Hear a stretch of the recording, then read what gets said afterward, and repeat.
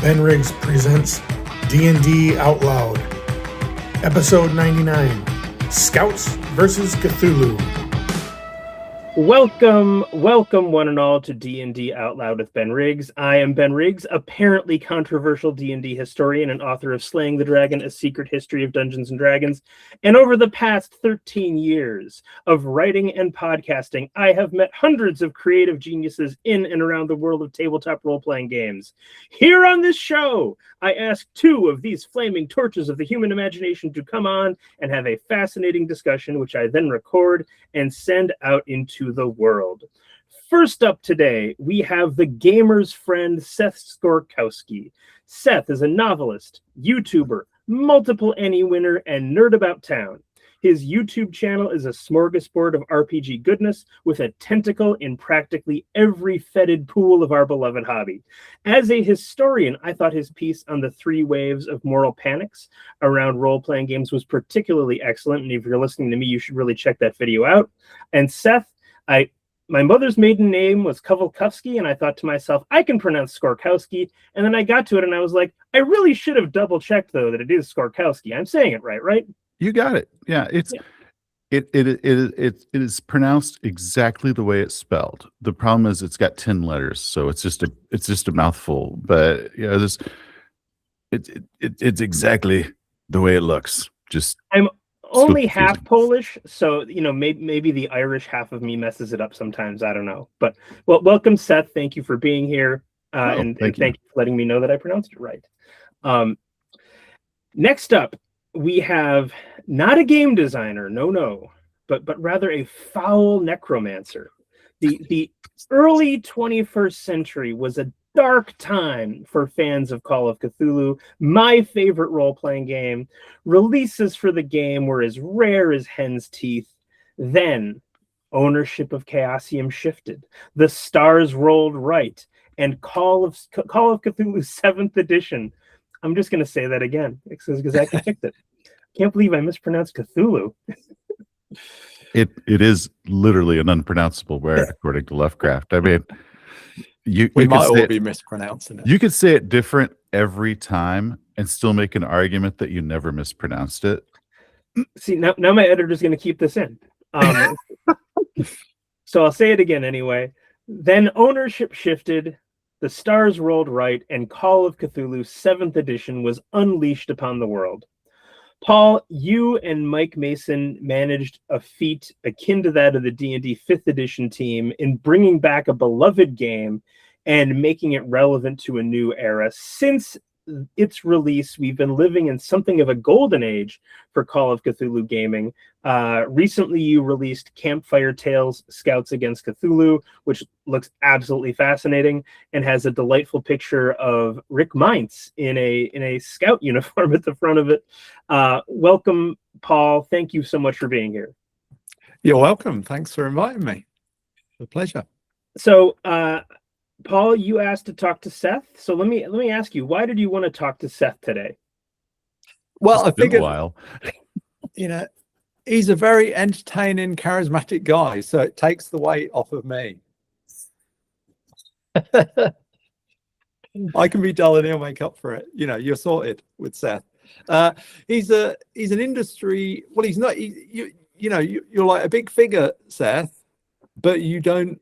I don't think work for. I mean, I know you've done some bits of work for various companies, but you're not kind of tied to a company.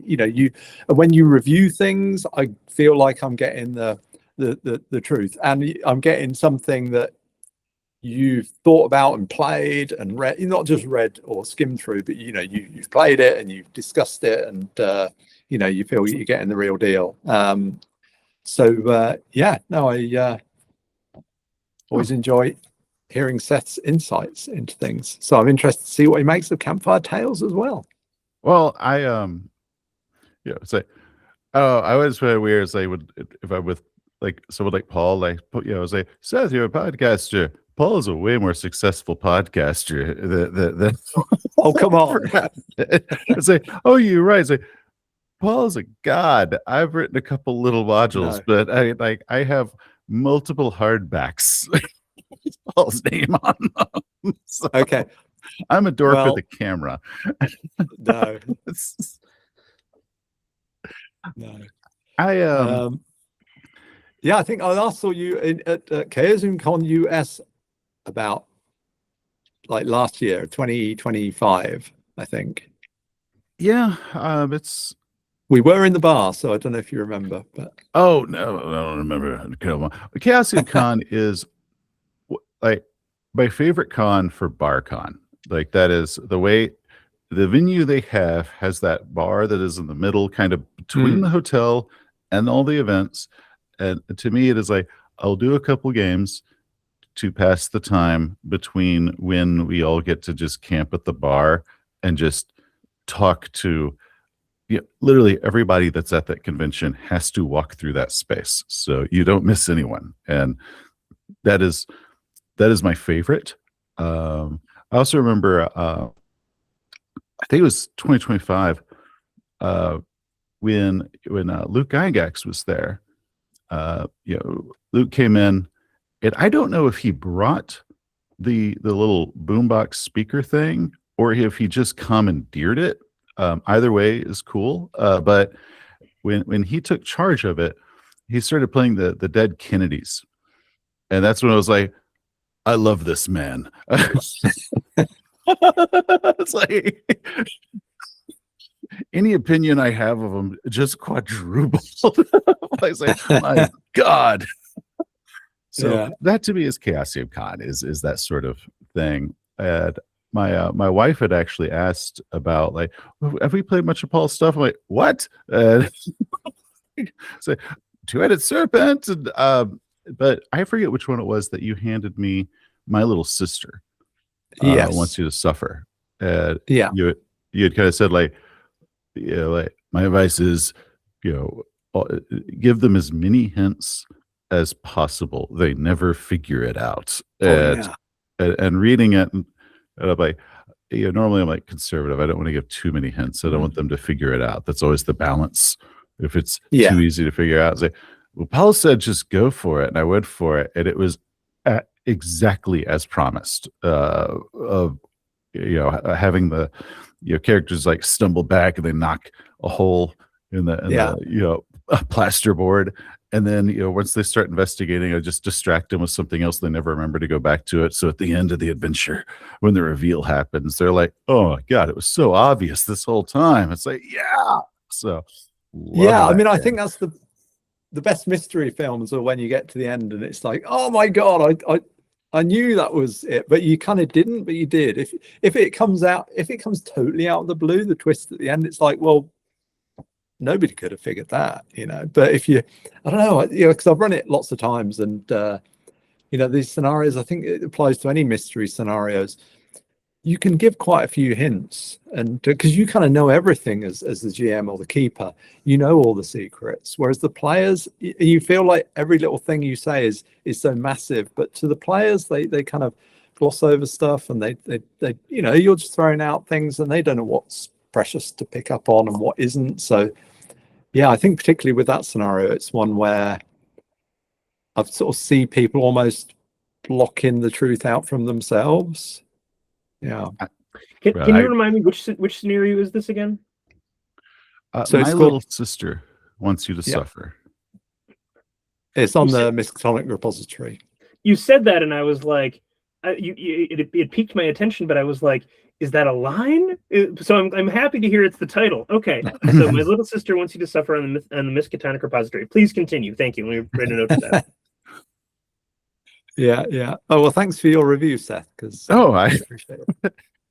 I have like kind of like certain one shots that I basically have like in the pipe for like eventually I will get to this, because they can only be done as a one shot, and so it's like we're going to do some sort of event out of this one, and that's one at the top of the stack, because my wife's birthday, she wanted to actually have like one of her friends join us, and we're just going to kind of just do a nice little one-shot game day. So I was like, okay, I got it. And that was a blast. I loved it.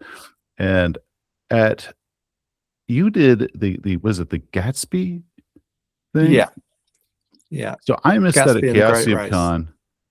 And it had like 20 people involved. I mean, it was like the entire con went to go play this game that I wasn't in. I felt so left out. Oh. It was like I was back in high school, and so hopefully the next time I can make it to this thing. But I feel that everybody else got to play it but me.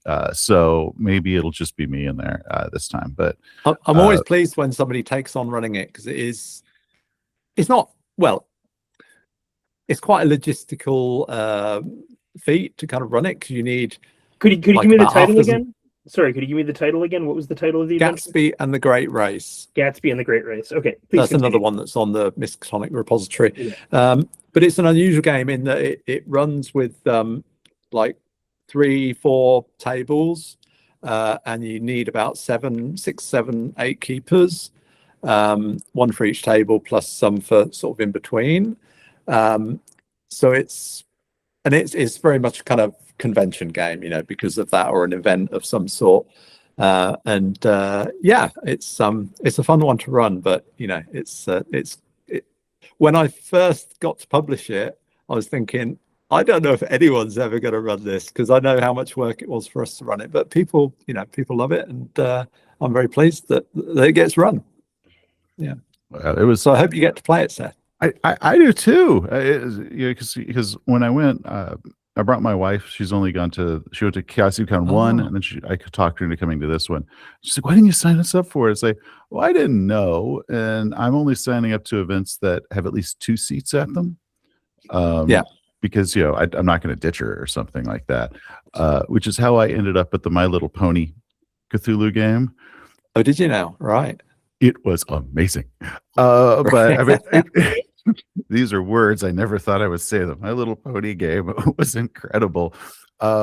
Because I mean, he pulled out. Evidently, Hasbro did like a My Little Pony role-playing game at some point, because he pulled out the screen and all its super bright, pony rainbow glory. So when you walked into the room, you knew exactly which table was yours, because it was like the brightest thing in the room. And then he pulled out a bunch of My Little Ponies on the table, and it ended up being like a straight horror game, but we're playing ponies.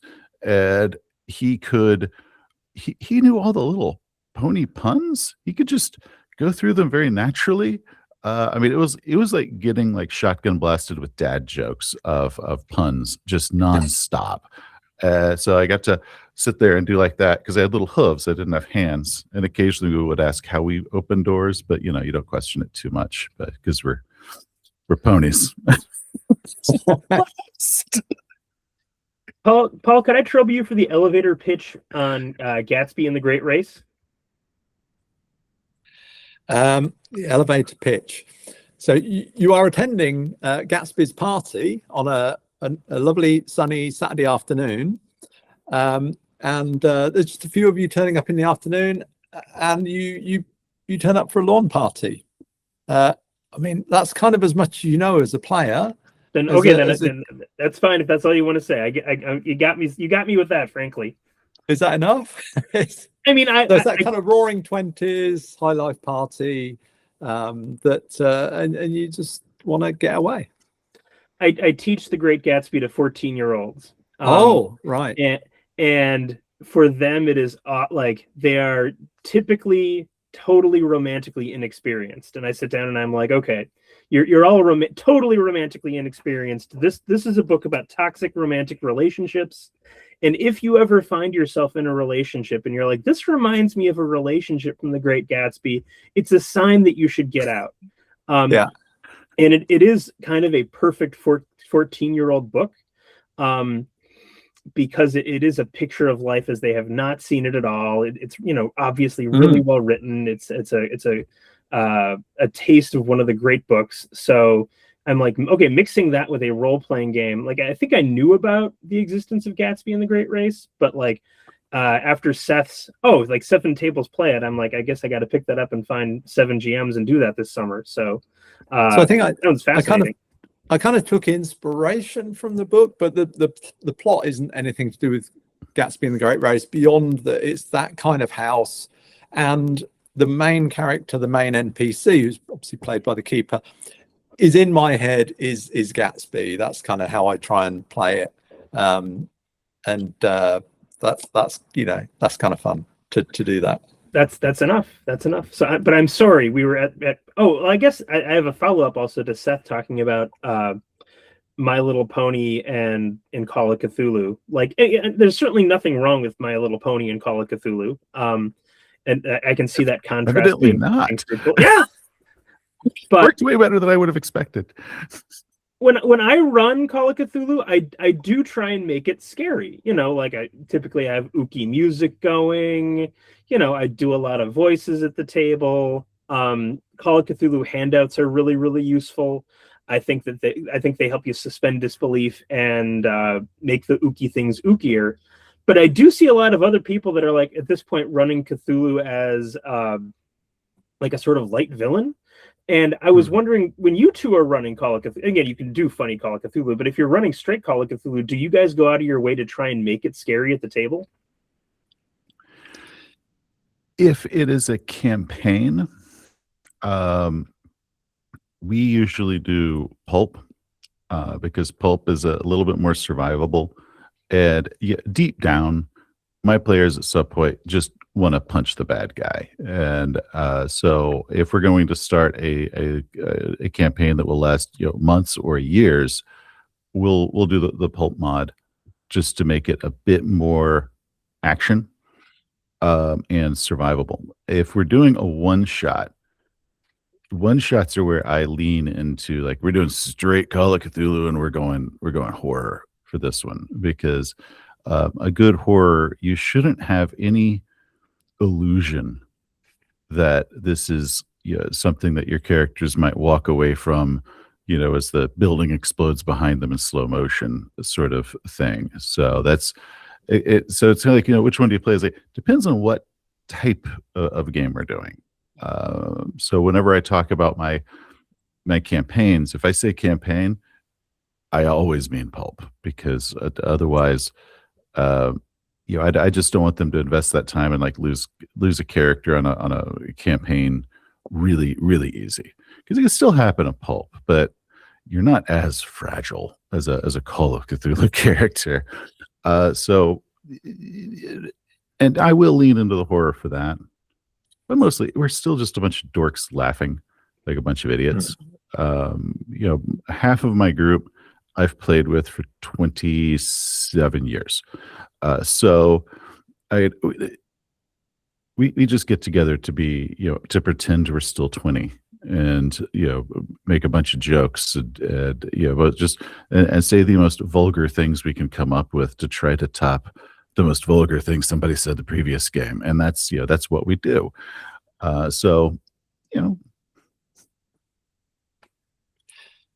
I kind of see it as like there's a bunch of dials that you can kind of turn up and down. And I think any single game, whether it's a one shot or whether it's a campaign, like a session.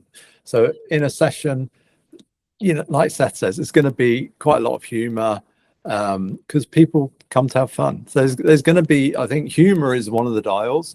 I think adventure is one of the dials. Like adventure and investigation. That's another one. You can have some games are investigation heavy. Some Call of Cthulhu games don't really focus that much on investigation. And horror is another one. And what kind of horror? Is it like really gritty, vile kind of body horror with things hatching out from under your skin and stuff like that? Or, you're transforming and bits are falling off. I don't know. Or is it, the horror tropes, the kind of gothic castles and crucifixes and vampires and things. So I would say I don't go for, okay, nobody's going to smile during the next 4 hours, because I think, I don't know. I mean, there are some sessions which are more intense, but I think you kind of got, as a keeper and as players, you kind of guide it towards that. And you can say to your players, I want to try and take this one a bit more seriously, so let's try and play down the humor a bit. But most sessions, I do find, there is quite a bit of humor, because we do just want to find the lightness in it. And also, I think, look at horror films. most good horror films have moments of humor in it. It may be very black comedy, and as a horror audience, you're kind of laughing when the guy gets his head cut off, or something like that. There are some. I mean, I'm thinking like Martyrs or something like that. There's not a lot of laughs in Martyrs. I don't think I laughed very much. But take like, I don't know if it's if you look at like Jaws, if you class that as a horror film, definitely there's comedy in that, and like Eraserhead, there's some funny moments in that. Again, I'm not sure if it's horror of the typical of the genre, but those are two that are just springing to my mind. The Mist, extremely grim, also some funny moments in it. There's some heartwarming moments, some funny moments, even like Shaun of the Dead, which is a comedy film. There are some pretty gritty, horrific stuff in it, and some quite heartfelt, emotional stuff in it between Shaun and his stepdad and things like that. So I think, it's like any good film or any good game, it kind of, you turn those dials up and down at different moments, like a good bit of music, it's so I think altering the tempo and responding also as a GM, very much about responding to the direction the players want to go in. If they've had a hard day at work and they just want to have a beer and have a laugh, you kind of have to go with that. All right, well, I'm going to selfishly ask one more question and then try and hang back a little bit more. But since I have both of you here, and I think that you're both such good repositories of knowledge and wisdom, that I think this question, I hope, takes advantage of those things. Can you think of a scenario in any of the Call of Cthulhu family of games or mythos that more reliably produces horror at the table? Like, because again, when you're talking about those dials, a lot of other games do a lot of those dials, but I do think that Call of Cthulhu, because of the mechanics, is unique in its facility for horror, obviously.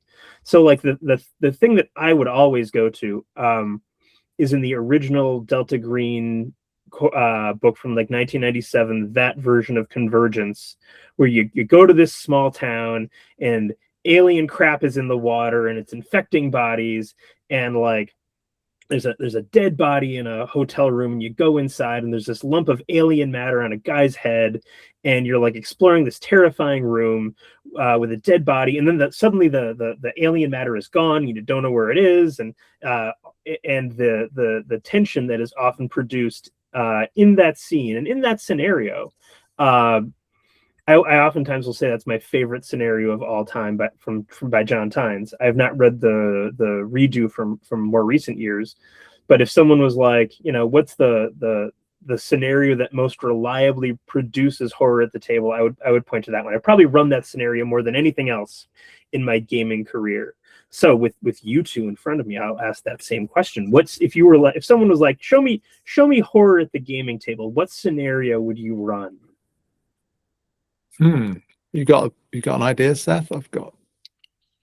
Part of what it is I can think of which ones that I pulled it off with, but most of them, since I'm like running for like my group, I usually would just run them once. So I'm like, well, that worked great for us, but I could see how it could end up devolving into just silly comedy.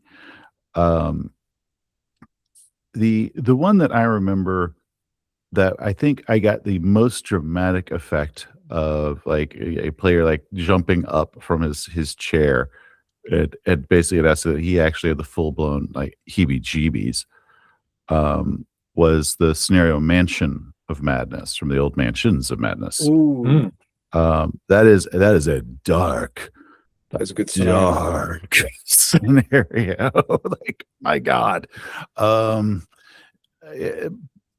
That's what Blackwater Creek is another one that is just is very grim, and it's kind of hard to kind of have your comedic player turn that into something zany, because it just keeps dialing in, very unsettling. Seth, could you tell us what was particularly spooky about Blackwater Creek? Spoiler away, by the way. Well, that was one where the characters are going to the small town of Blackwater Creek. There's multiple reasons they could go. That's one of the things I love about the scenario. It's just two completely separate hooks. But a Miskatonic archaeology team, as always, went somewhere and things went wrong, and they essentially uncovered a mythos entity that was tainting the water. And this water has tainted the crops and has tainted, all the people, and they are slowly mutating into these horrible creatures that are worshiping the entity in the cave. And it just becomes this bizarre body horror, and it really keeps cranking that down because the player characters are most likely going to start mutating as well. Do you recall what the entity in the cave was? Because I think I do. I read this a few years ago, but I recall the entity in the cave because it seems pretty creepy. The mother. And when we did it, I ended up mixing a lot of Children of the Corn with it because they had those giant corn stalks. And when the player characters fled town to go get healed up because they just about died. And I had to basically come up with what happened in the past 10 days that they were gone. They had taken some farmers and they'd crucified them on the giant cornstalk crosses, like the church in town. They had taken the corn stalks and kind of made them into vulva, and it was covering up all the cross because it was this mother cult that was going. I was like, well, let's just lean into this corn theme. And so that was a great one.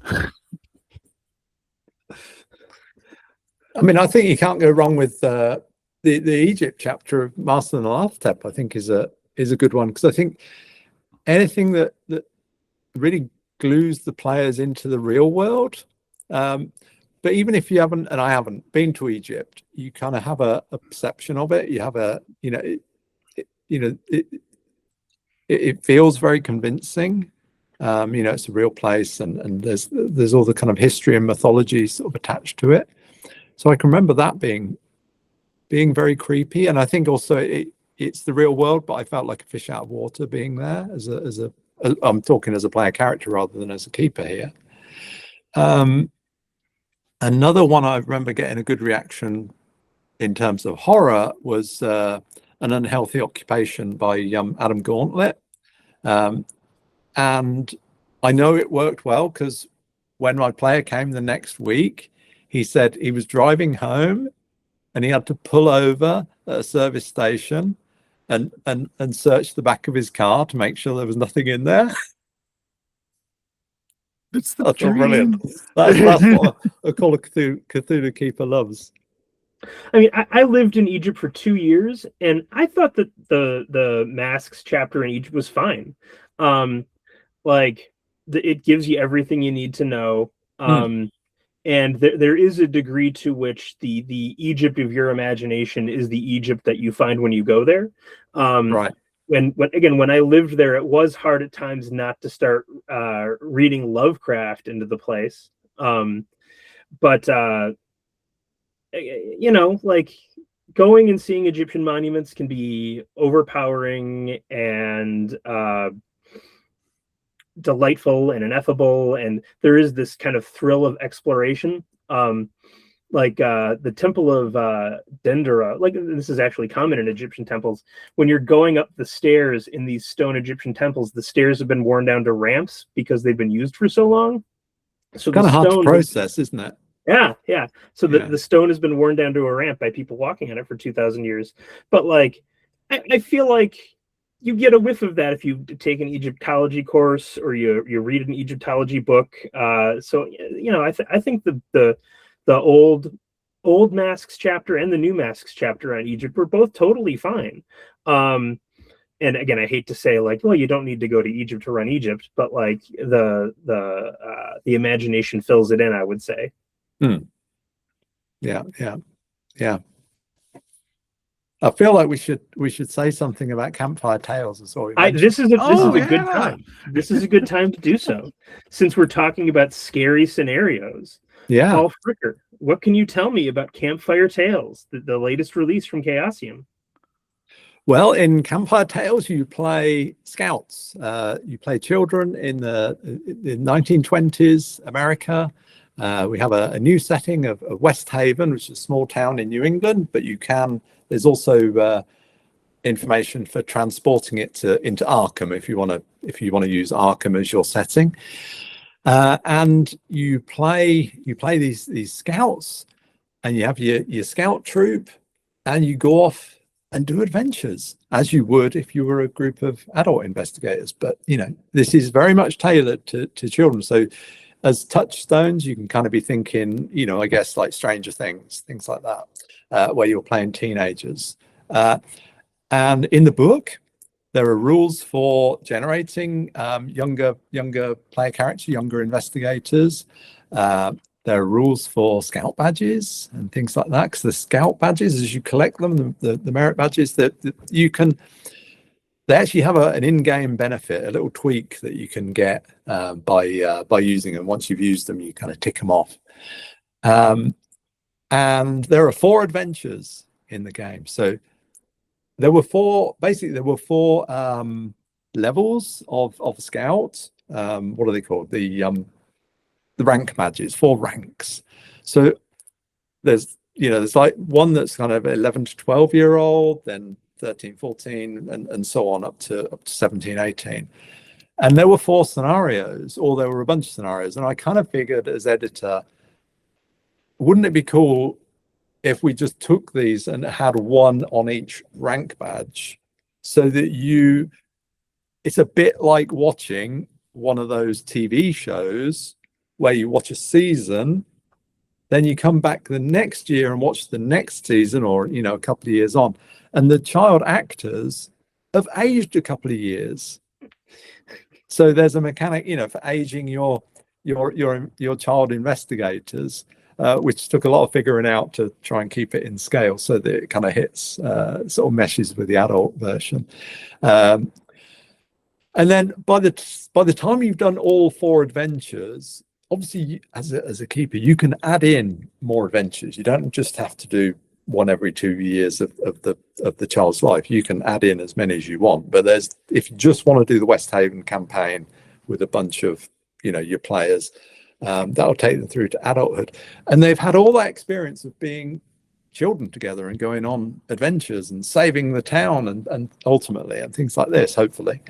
And then you can transfer those to being full-fledged adult investigators, and maybe then you go off and do Master and Artep or something like that in a few years' time. But whenever you do that, we introduced this concept of investigator organizations into 7th edition to sort of help tie investigators together and give them a reason for investigating.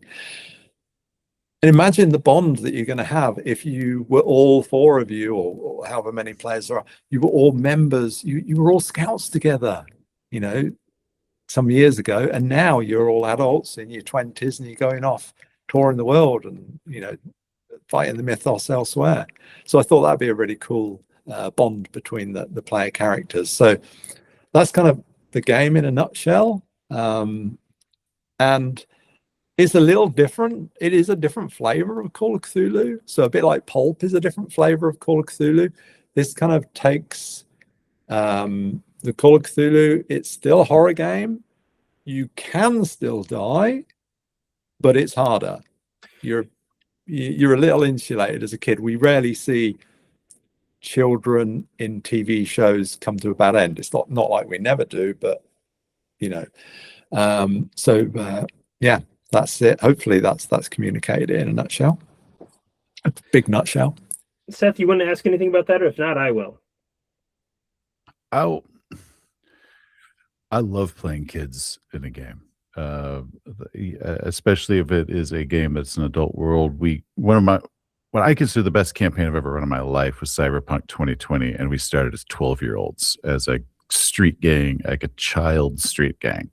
And we fast forwarded 6 months or so between every kind of adventure. So by the end, they ended at the age you would normally start Cyberpunk 2020 character as their neighborhood kind of descended over the years into the straight up combat zone.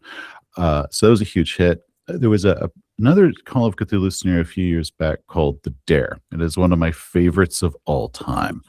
And you are playing children in the 80s who are dared to stay in a haunted house on Halloween night. And my players absolutely loved it because it's just fun to play kids, especially if it is not like a child theme. We're doing a straight up horror, but from the eyes of children. That kind of naive innocence of one kid was so upset that he got a stain on his members only jacket that his dad was going to kill him and stuff. And it's like, out of all the stuff that's about to happen in this one, this is the one where my player is like pulling the most role play, is about he got his member's jacket dirty or something. So I'm really looking forward to this. I've been looking forward to Campfire Tales since I first heard about it because my players have all leaned into it. I started my very first Dungeons and Dragons group was in my Boy Scout troop, where one of the kids' dads was our dungeon master, and it was there are photos of us getting rained out at Vicksburg, and we're playing Dungeons and Dragons under some pavilion in the middle of just some god awful rainstorm, and so it's fantastic. So to me, scouting and gaming has always been very related. Can I jump in there? Because that's how the game was conceived. Very much that Joshua Hoyt, who was the original author of and who conceived the idea and wrote the scenarios and so on. He took his own children. He was a scoutmaster, and he took his own children and other children on scouting camps and so on, and he was a role player, so he thought, I'll write some little Call of Cthulhu adventures, but do them as scouts and run them for the kids, and they loved it. So he wrote some more, and then he submitted it to Chaosium, and that's how the whole project was initialized. Out of my group currently, our current setup is 5 of us, so me and 4 players. 2 of us are Eagle Scouts, so it's like we've been looking forward to this one. So once we kind of get through the rotation, it'll be definitely. Yeah. I am so ridiculously jealous of the uniforms that all the Chaosium crew were wearing at Chaosium Con, because they all had these historic uniforms, and for my videos I dress up as a character, so I'm like, hey, where did you get that? They're like, oh, so guys, like, okay, cool, I'll go ask them, hey, where did you get the patches and the Arkham patch? Can you hook a brother up, because I'm gonna have to make this. We'll see what we can do. This stuff. I'm making a note. I was real close. Someone broke into my room last night. What'd they do? They tried on my scout uniform, stole it.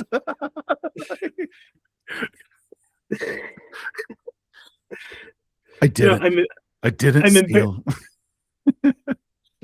I'm embarrassed as a theater kid to say that I've always enjoyed your NPCs, but I never thought about he has to go and acquire those outfits. Like, I never thought about the wardrobe costuming aspect. That's amazing.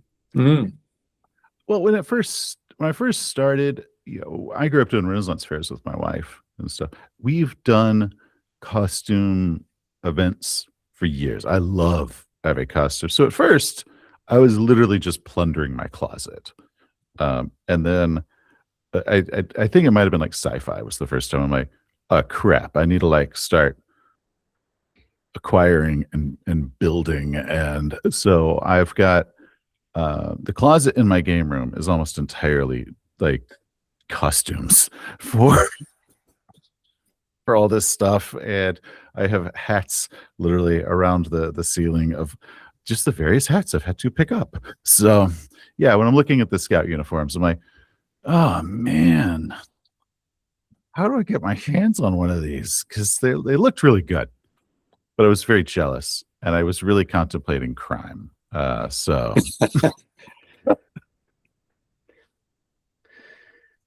I'm just interested that this was an idea that was generated outside of Chaosium. Oh, that's not unusual. We do have, quite a lot of the things that we develop are written by authors who aren't in-house. So, some of the, let's see. So one that's already been mentioned elsewhere is Mansions of Madness Volume 2. I've just edited that. And you'll be pleased to know, Seth, that the scenario you mentioned earlier is in it. Mansion of Madness. But there's three other scenarios I in honestly that. thought there's no way those guys are publishing that one again. It's a little change. Doing it. There's a no few, way. For a modern audience. So I've kind of, we always like rework things and so on. So it's not just the old scenario republished. But there are three other scenarios in there, and those scenarios, off the top of my head, are written by freelance writers that submitted scenarios and that we've sort of collected together, and then we'll put out as a collection.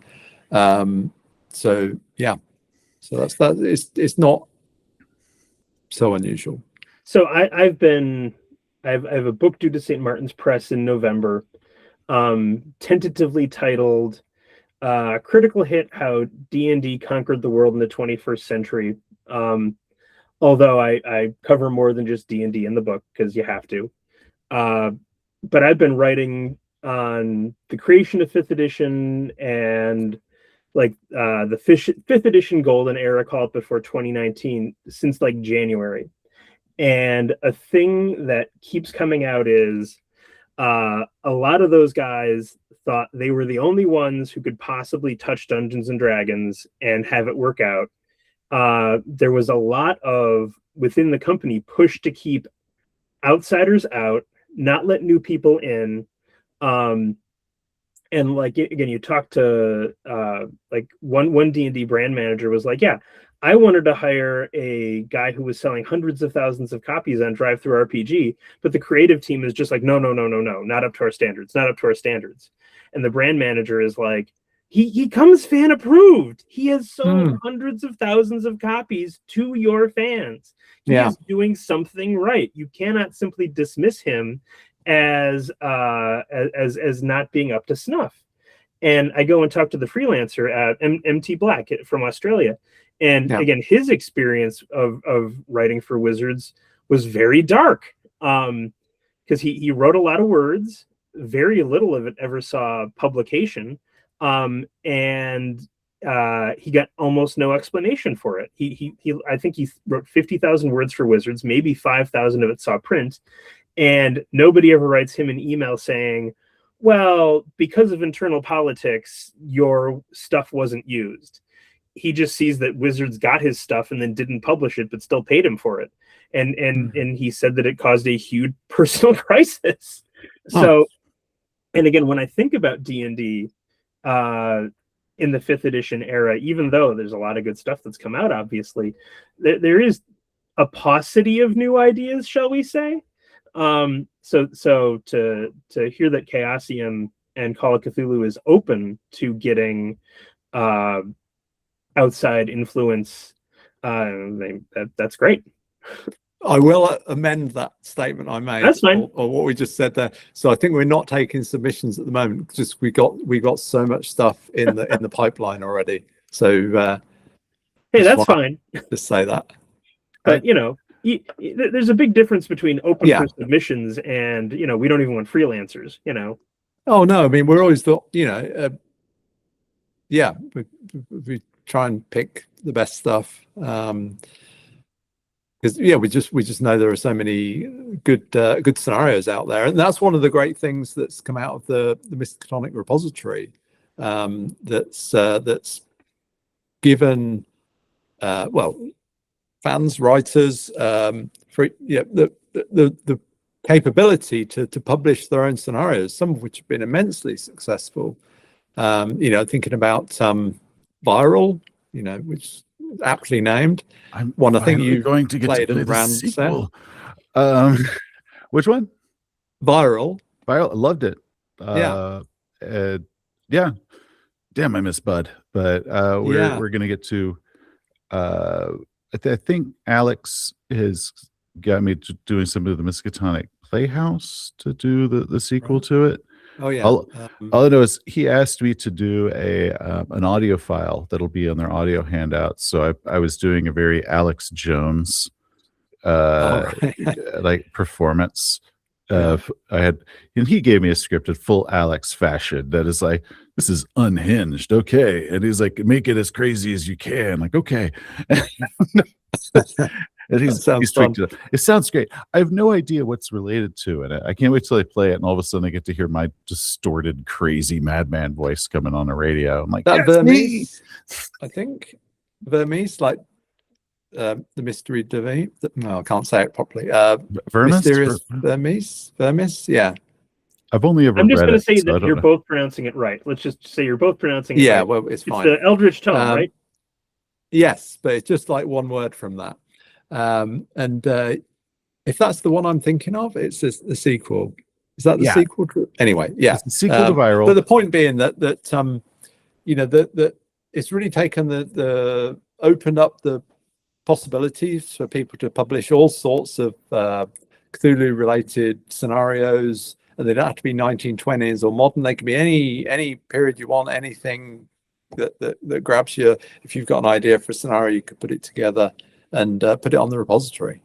And just from a monetary point of view, make almost as much money as if you were just publishing it yourself on Drive-Thru RPG. You get a little bit less because there's more people taking a cut, but you're still getting 50% of the retail price.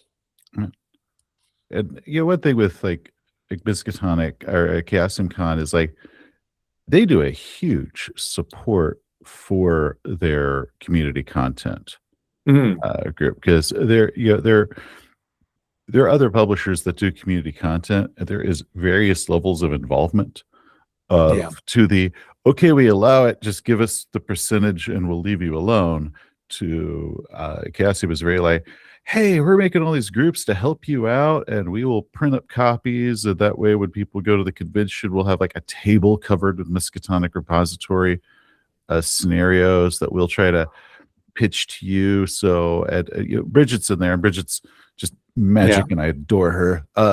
So she's cheerleading everybody and trying to get everyone. So Chaosium's community content program, they are very passionate about really getting the best out of them, unlike other publishers that I won't name that are kind of like, we allow it, now stop asking for a job, and and that's like the end of the discussion.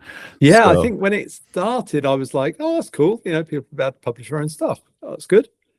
But then this kind of community grew up, and there's like Facebook groups and Discord groups and so on for it, and they're really supportive of each other. The creators sort of helping each other out with editing or art or layout or just advice on how to do it and so on. And it's a real big thing. And there's like a online convention that supports it and so on. So yeah, it's great. And that started before, that started before 7th edition, correct? No. Okay. There was the Miskatonic monograph. That's what I'm thinking of.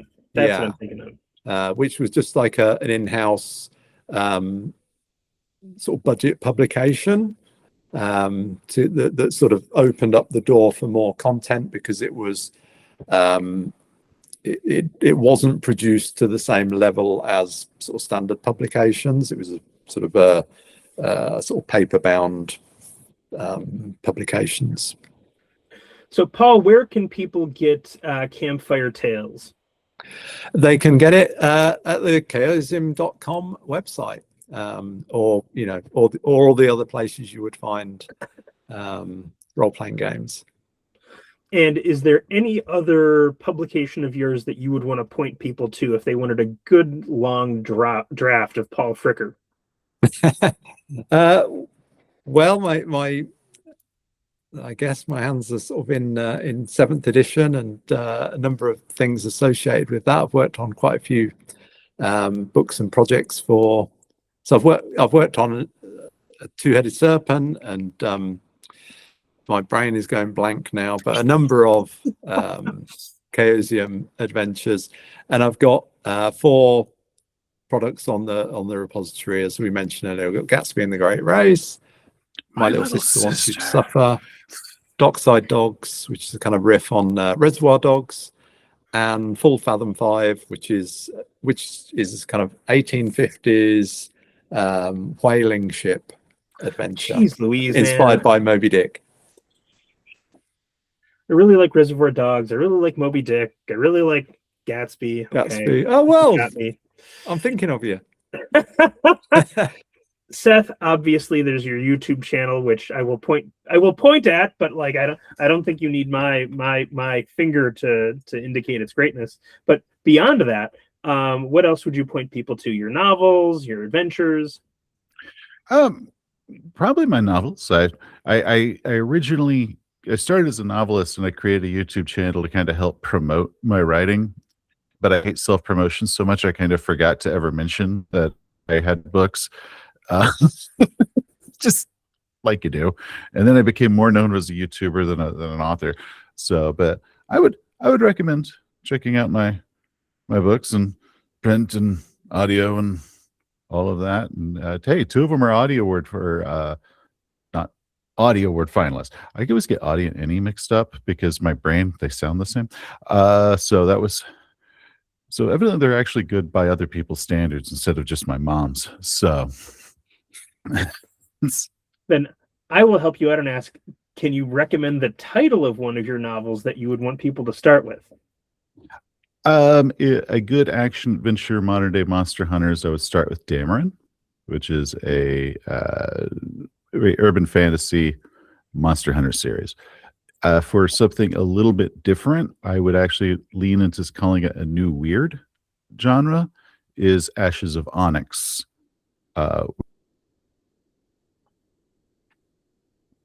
You have to go to Carcosa. Is he breaking up for you, Paul? Yeah, it is a little, yeah. Okay. Sorry, Seth, you're breaking up a bit. Yeah, we'll give it a second. We did great. We got till the end before there was a technical difficulty. Yeah. As is the way. Yeah. Let's give it 1 second, see if it resolves, because all you'd have to do is just describe your new weird novel again, and the editor would have no problem. So let's just give it a second.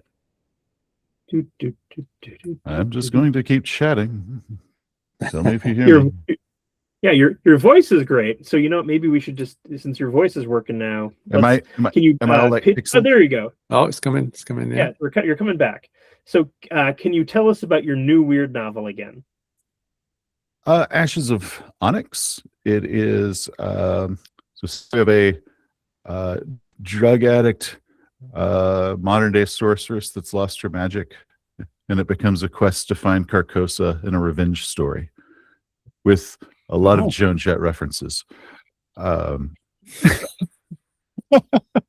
that does sound very cool. It sounds very cool.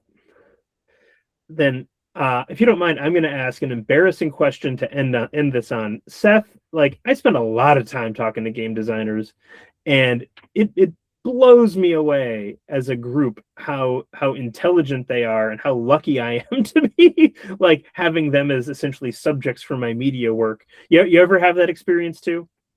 Yes. They're a bunch of weirdos, though, so that I could bond on that. I'm not as smart as most of them, but I can't hang on the weird level, so they don't notice that I'm kind of the dumb one. It is striking because it seems like game designers have to have some facility with math at least, and an advanced facility with math clearly helps. But at the same time, have this creative imagine. It's like they could have been physicists, but instead they're game designers. I'm not sure I could have been a physicist, but I can work games and I can do some maths. Yeah. All right then. Well, with that, I will say, Seth, thank you so much for deigning to come onto the show. I really appreciate it. Oh, Ben, I was slaying the dragon twice, man. I was real excited. There's nothing more embarrassing than finding out someone read my book. Oh no. Twice. I will hide my. Thank you very much. Again, I do hear that a lot. I should really get over it. And then maybe I'll send you some betas for the next one. Because it's coming. It's coming. I won't talk about my next book because then I'd be here for another half hour. But Paul, I should have you on more often. Well, I'll be happy to come along. Yeah. If we got more things to talk about, then I'm happy to chat. Again, Call of Cthulhu is my favorite role-playing game, and I'm like, I don't have enough Call of Cthulhu people in my podcast. What am I doing here? This is a delight. There's lots to say about it. So we got lots of new things coming out, and it's gonna be good. Well, thank you both so much, and have a good Saturday. Thank you.